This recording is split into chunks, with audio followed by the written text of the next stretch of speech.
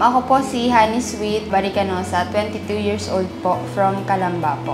Yung reason po kung bakit po ako na-admit dito sa The Medical, nung nagkaroon po ako ng lagnat, after po ng lagnat, nagka-seizure po ako. And then, na-diagnose po ako na parang akala po nila may bara po sa puso ko, pero ang nakita po nila is namamaga po siya dahil po siya sa infections. Maganda po yung experience namin dito sa hospital na to kasi unang-una po, ang bilis po nung service. Sobrang asikaso po ng mga nurses, doctors, and lahat po sila, napaka-approachable po nila. Marerecommend ko po siya. Nakita po namin na dahil po dun sa experience namin, mas inuuna po nung pinakamayari nung hospital na unahin yung buhay kesa po dun sa kikitain nila.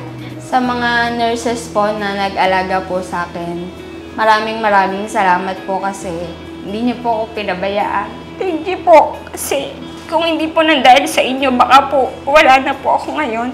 And sa mga doctors ko po, maraming salamat po kasi tinulungan niyo po ako na magkaroon ng second chance na mabuhay. Kung hindi po nang dahil sa inyo, wala na po siguro ako ngayon.